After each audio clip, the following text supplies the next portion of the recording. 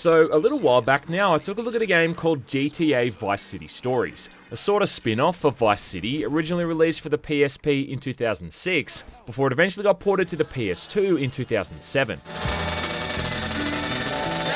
And pretty much ever since, I've had people telling me I should do a video on its precursor, Liberty City Stories, from even earlier than that in 2005. Why?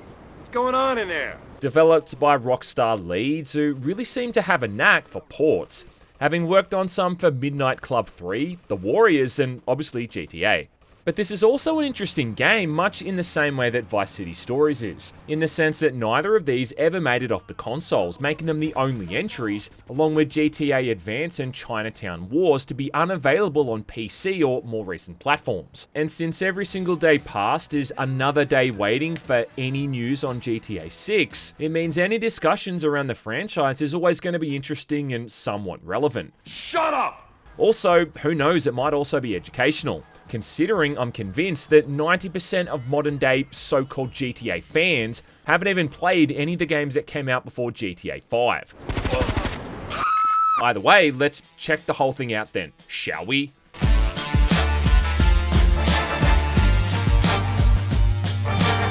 So much like Vice City Stories was to Vice City, Liberty City Stories is a prequel to GTA 3, set during 1998 when you're playing as a guy named Tony Cipriani, someone who actually showed up in GTA 3 as well, as someone Claude did a bunch of missions for in Portland. This is Pop's capo, Tony Cipriani. Yeah, I'm Tony Cipriani. Yeah, you might remember him as the dude voiced by Michael Madsen, who had a whole Norman Bates thing going on with his abusive mother. Godfather, God rest his soul, took no crap from no triads. Yes, Ma. Anyway, the story is he's returning to the city after laying low from a hit he pulled off a few years prior, having to then rebuild his position in the Leone crime family, even eventually becoming a made man. Tony, my boy, today's the day you're being made. Oh, Salvatore, I'm Mr. Leone. Just with there being a lot of wet work required before he gets to that point, with Tony having to work for Salvatore Leone directly and take out two rival families, the Sindacos and the Forellis. Yeah, the same Forellis from Vice City, and not to be confused with the Fratellis from the Goonies. Apart from that, he's also got to deal with a few corrupt politicians and the mayor, who's on a crusade to rid Liberty City of organised crime, though if the events in GTA 3 are any indicator, then he obviously doesn't succeed. Much like Grand Theft Auto 3, the whole thing starts you out in Portland, with the other two islands being gate-kept behind the main missions, and the bridges inaccessible, with the reasoning this time being that the dock workers are on strike and not letting people cross. I don't know, it's something to do with all these various unions, you know, all that typical mafia-type stuff. Listen, these union guys, they're getting me pissed. Even though it's actually a pretty neat way to enforce the same restriction from Grand Theft Auto 3, and stop people from seeing the entire map too quickly. And even then, once the bridges are open, getting from Portland to Staunton Island requires you to leap over the construction site in your car, which is a nice touch. And then along with the subway system, you can also catch ferries between each of the islands, which is great. You know, if you're a fan of one of the slowest moving aquatic vehicles.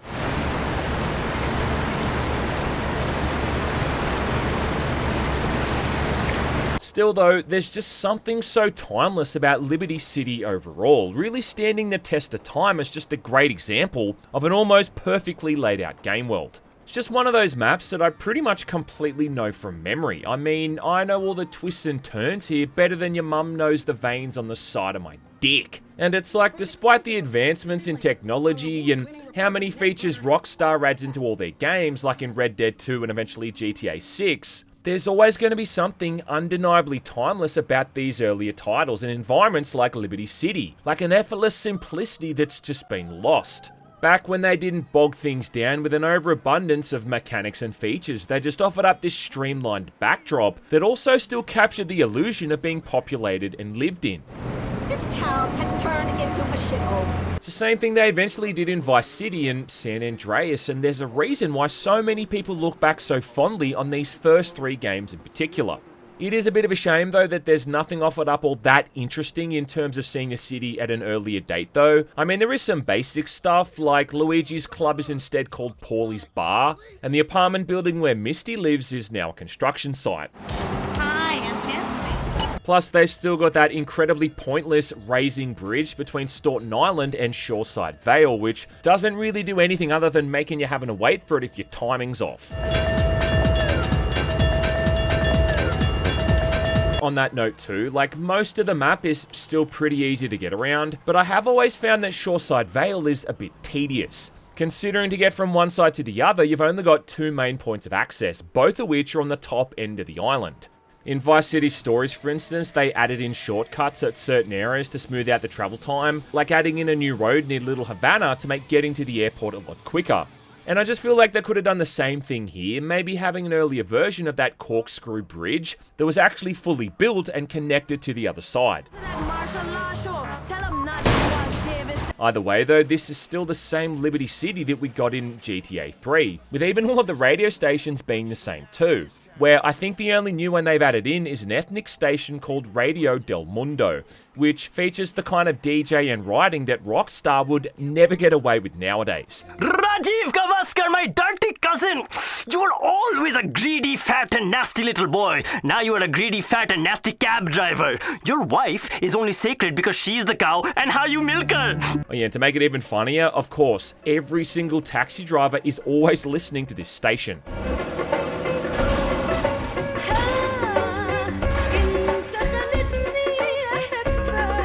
What is weird though is that despite how much stuff in common this obviously shares with the third game, what it arguably borrows the most from is actually Vice City. So I hear. For starters, it adds in all the motorbikes from that game, with the PCJ, the Freeway, the Dirty Sanchez and the Faggio. What did he say? And uses the exact same sound effects for all of them. It even brings back the pizza delivery side missions as well, along with a noodle delivery job on Portland, which is more or less the same thing. Tony can change his outfits as well, much like Tommy does, and in fact, I think he might even have more options there overall. Plus, a lot of Tony's animations are pretty much the same as Tommy's, like the way he fires the revolver, the jumping, and also how he looks when he sprints. And then most of, if not all of the weapons are the same, like the pistol, revolver, Tech 9, the Uzi MP5, the stub shotgun, and the M4, with even the ammunition interface being identical for buying them. Plus it also includes that very important addition of being able to bail out of moving cars, which really was an essential improvement that Vice City added in. Where before that in GTA 3, your car had to be completely stationary before you could even get out. Yeah, which left you absolutely fucked if the thing was in flames and still in motion.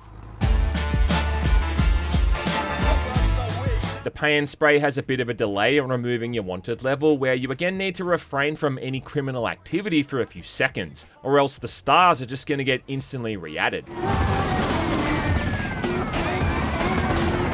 And on that note too, the cops now seem far more aggressive and can even throw out those spike strips to pop your tires.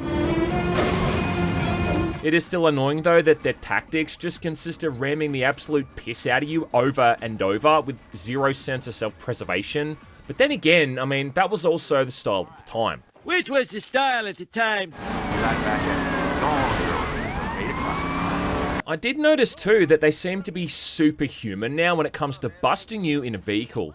And I always found it in GTA 3 and Vice City that if you floored it, you could usually get away from them in time, but here that seems to rarely work. Knighthood if I'm lucky. Yeah, well. Let me walk or I'll kill you, dumb fuck. Luckily though, it's added in that feature where if you fail a mission, you respawn at the hospital or the police station, where a taxi's waiting to let you instantly retry it. Even though most of the time you're better off just reloading a save file, considering you've probably lost all your weapons.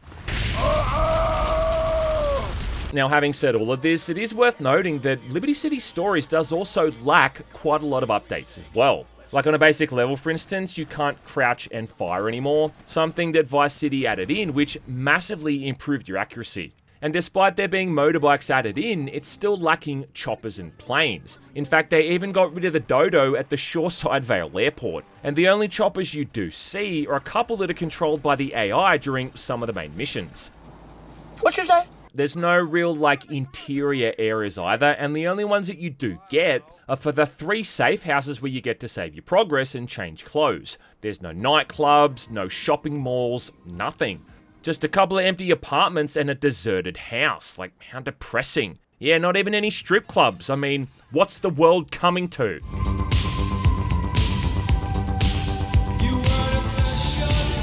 The assets from Vice City do come back again, at least, kind of, with this whole protection money side hustle thing you can get going on, where if you complete enough side missions for different businesses, they'll generate you income over time, but you can't actually enter any of these or do anything with them outside of that. I hope we can sue someone for this outrage. But I think most annoyingly is the fact that you still cannot swim. You just sunk like a stone, didn't you? And this is the most disappointing thing by far, like considering this thing came out in 2005, where by that point, San Andreas had been out for a year. Oh yeah. Which was a GTA game that not only lets you swim, but basically let you free dive, able to hold your breath for minutes by the end of the game there. Speaking of San Andreas, Liberty City Stories' lock-on system when firing weapons has a similar look to the one in that entry, which, at least if nothing else, is a massive upgrade. I mean, considering how dogshit that lock-on was in the original GTA 3, this was a much-needed change. Even though it still does have the tendency to lock onto unarmed civilians and not the armed gunman standing 2 feet away from you. Plus, it's also worth mentioning there is full camera control with the right thumbstick as well, which is yet again another massive update they've carried across. I'd also say that the vehicle handling feels a lot more like San Andreas than it did in GTA 3 or Vice City, and the best example there is with the Banshee. Now in Grand Theft Auto 3, this was a super fast, light and responsive sports car that made it really easy to zip from one side of the map to the other. Now here in Liberty City Stories though, this thing seems to oversteer like a complete bitch. And it's really common to lose control of it on corners all the time, as if it weighs double what it used to, which probably does. So overall, like, it really feels like this culmination of a bunch of different elements from that original old school trilogy, all just thrown together and then fused with whatever black magic Rockstar were using at the time, to get the whole thing running on the PSP and then eventually the PS2. You greaseball fuck! Oh! Even all of the missions have that old school GTA vibe as well.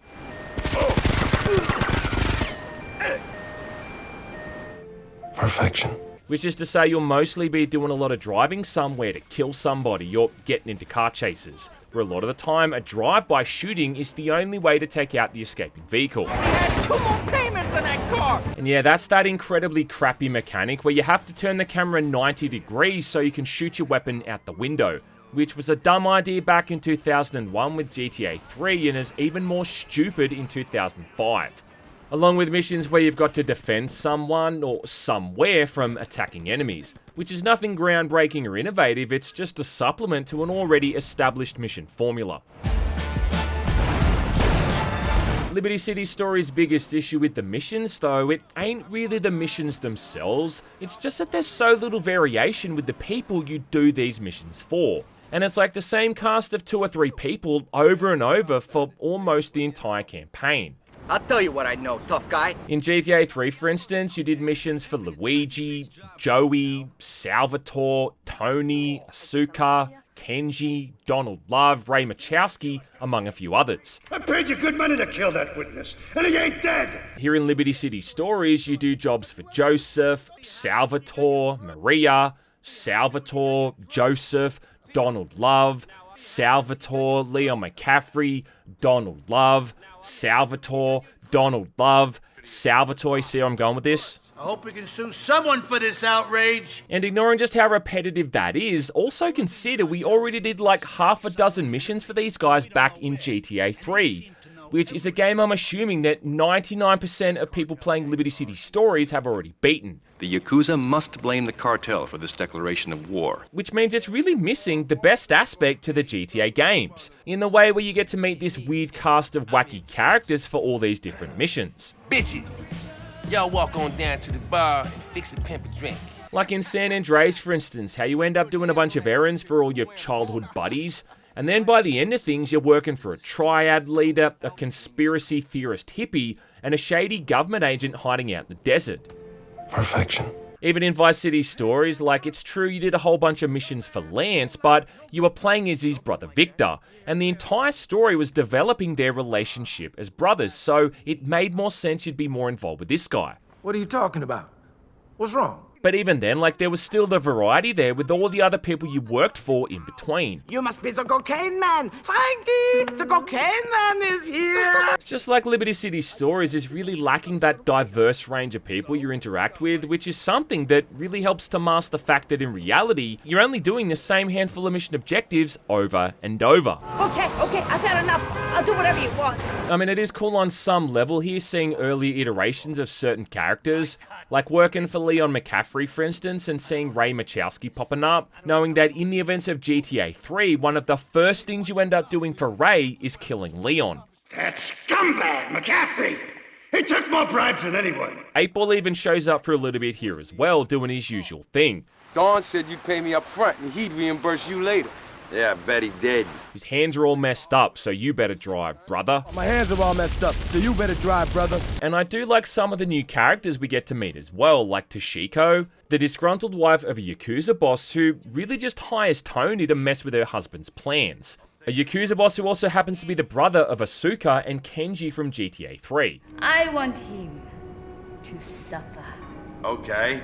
But it just doesn't really teach you anything about these people you didn't already know. Maria's still a loud, annoying asshole with a substance abuse problem, and Salvatore's still just Salvatore, voiced yet again by Frank Vincent. Let's hit them both hard. Way I see it, they both could use a good beating for this outrage.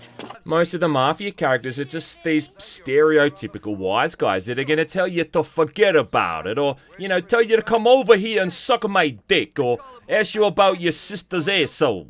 Stuff like that. I ain't a charity, pal, okay? And I ain't your sugar daddy.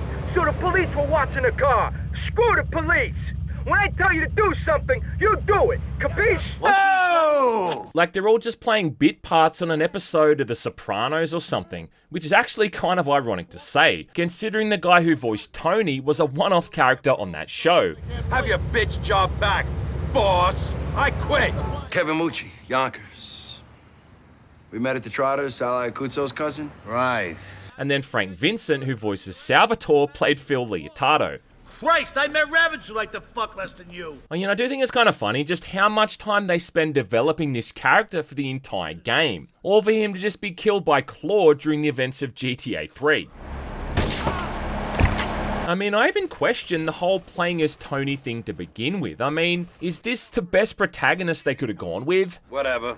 And yes, I know he was in Grand Theft Auto 3, so it makes sense, but even then, it's not like he was a super memorable character, was it? Half the time he did missions for the guy, he wasn't even there. It was like his mum barking orders at you, or from a narration off a note he'd left lying around. Those triads, they don't know when to stop. They want a war, they got a war. And it just kind of feels like they picked all of the side characters' names out of a hat, and he ended up being the lucky one. He's not even voiced by Michael Madsen anymore. Instead, it's a dude named, and I cannot believe this is a real name, Danny Mastro Giorgio. That has to be a fake name. Oh, you're a fucking comedian. And along with his entirely new appearance, he feels, looks, and sounds like a completely different character, which has me wondering why they didn't just make it a completely different character. I like you, Tony.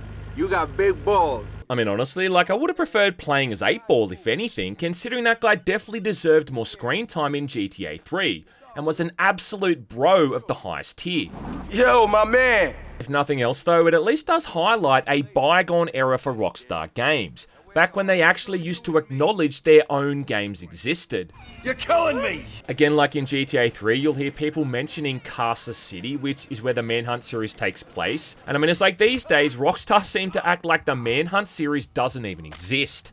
You've got the whole reference to the Forelli family from Vice City, and there's even a sequence where you get to kill Avery Carrington, which is some much needed payback after that Demolition Man mission he put us all through. Plus, there's also a rumor that this was done because Burt Reynolds was supposedly an absolute asshole to work with. A clean thinker. I like that. So I guess someone at Rockstar thought that this could have been their way of flipping the bird at the guy. I need those buttons.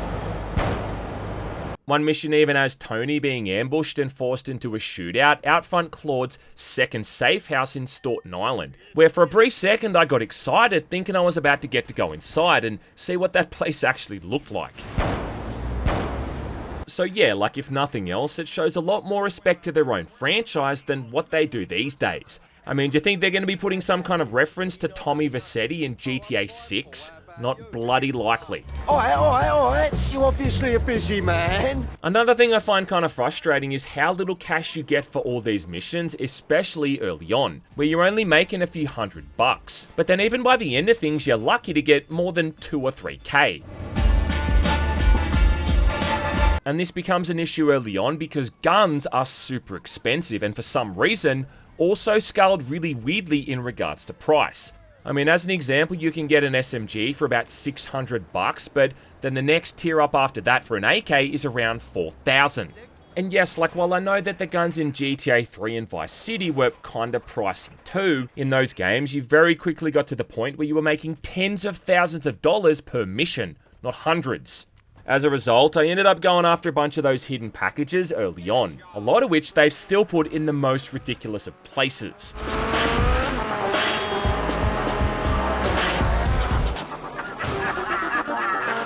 Only because what this does is make some of the weapons spawn at your safe house, which ended up being a lot more economically viable in the long run than having to go back to ammunition every 15 minutes to stock back up again. But then even that whole delivering vehicles to that import-export garage is a more effective way of making cash as well, considering you're getting thousands of dollars per car for some of them.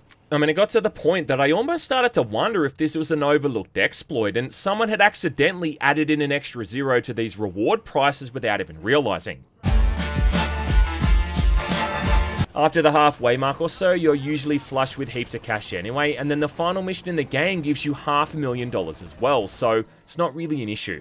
But the lack of dollary dues can make the earlier missions kinda tricky because you really just cannot afford to go nuts on buying weapons and armor, which is dumb. I mean, worrying about having money for guns is the last fucking thing you should have to worry about in a GTA game.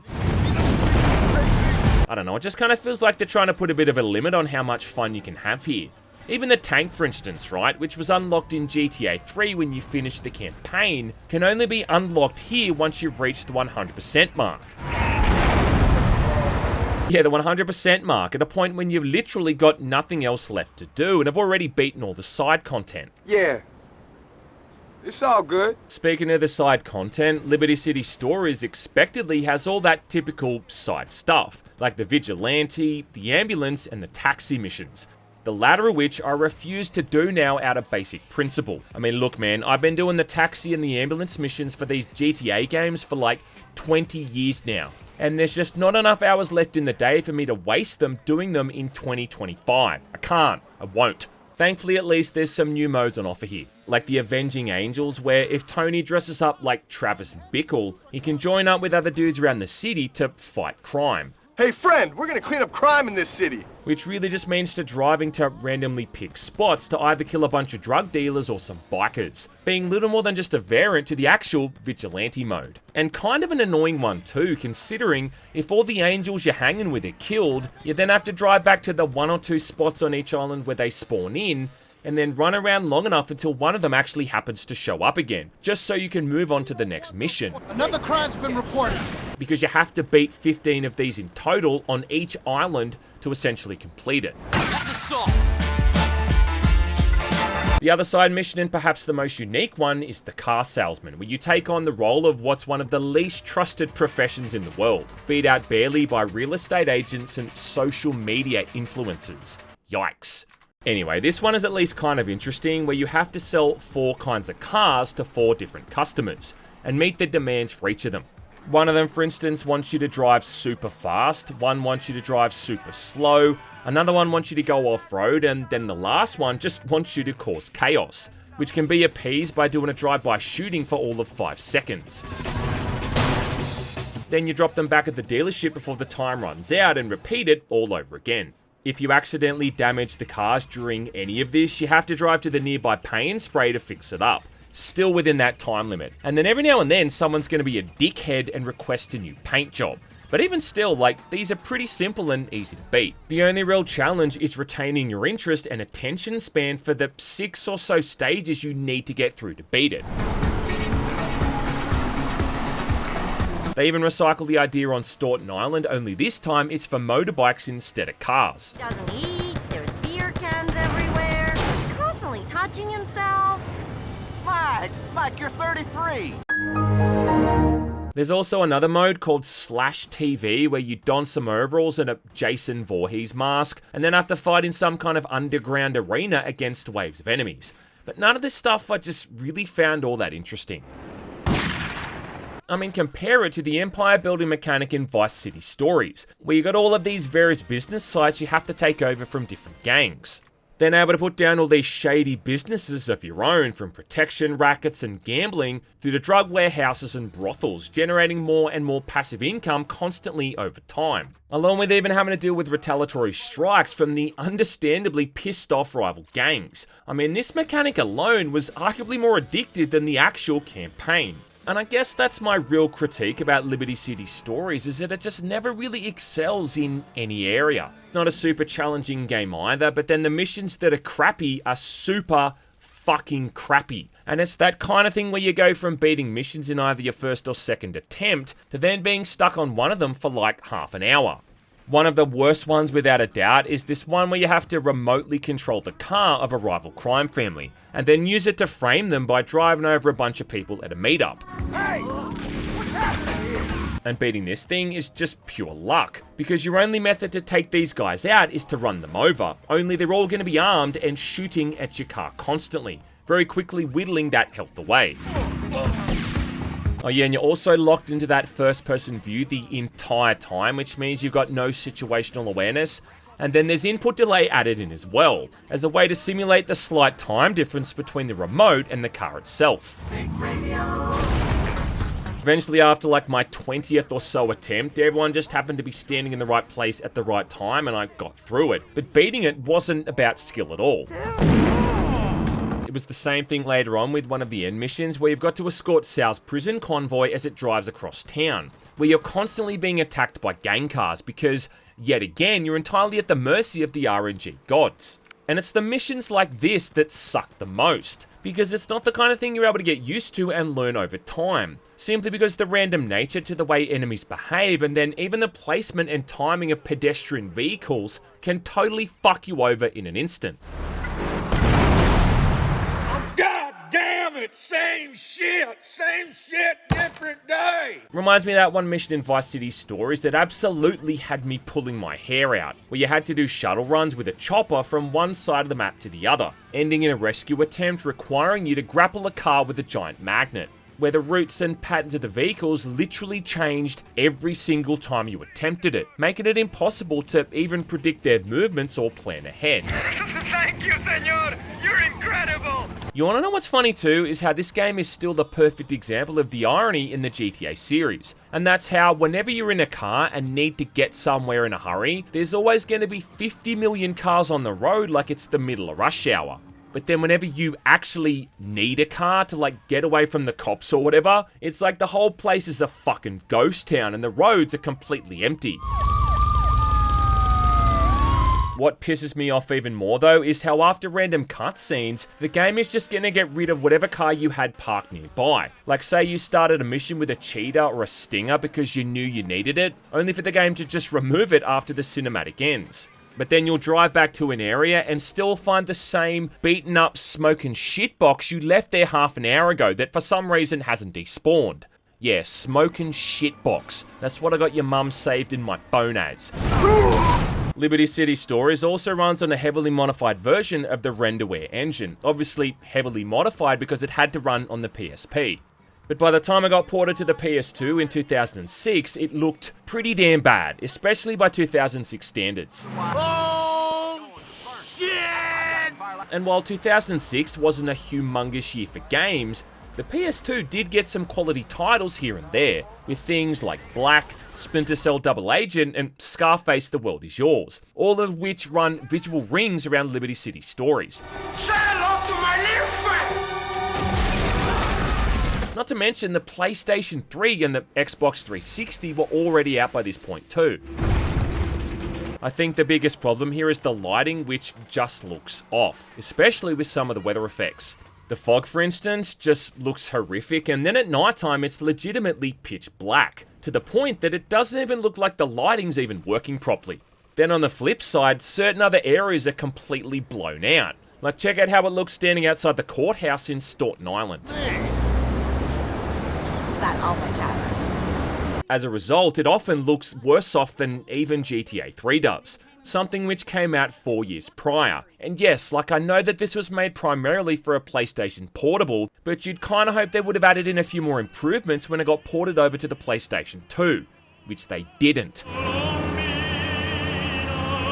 The thing that really reminds you that you're playing a PSP game though is the quality of the cinematics, or the often lack thereof. And while some of these are still genuinely pretty cool, being obviously motion captured and interesting to watch, a lot of them are really quite basic and simple. Look, Tony, we're catering to some real specialists today. Some of the missions at Salvatore's place, for instance, have that whole Godfather thing going on there, with the Venetian blinds behind him letting in the light through the slats, making it look really quite moody. But then for some of the other ones, he just kind of stands there and talks to Tony from a wide shot. I'm good, Mr. Leone. The other good examples are during the missions that Tony does for his ma, where he just stands out front of her house while she screams at him from inside. Which is also a pretty clever little trick they've worked out there, so they don't have to animate anything, but can still convey all the important information. They even kind of reused that idea later on when Sal's in jail and he talks to Tony through a hole in the wall. These chumps will let me see nobody. Often it'll even be for missions back to back, where you get the super detailed one with all the nice cinematography and animation, and then the one right after it is back to people standing around like mannequins spewing out exposition. The Yardies have their greedy eyes on Forelli turf in Newport. Get over there and lure the Forelli soldiers down to the hospital in Rockford. You know, it all just kind of harkens back to the title of the video, and that's how Liberty City Stories is almost great. Hacks. Go get laid or something. And while I don't think there's ever truly been a bad game in this series, at least as far as this original trilogy goes and those 5th generation entries are concerned, this right here is without a doubt one of the weakest. And you gotta remember that it was only a couple years after this that we got GTA 4 anyway, which was just such a monumental step up in terms of technology and storytelling that in comparison it really makes these older titles seem even more antiquated. Much later.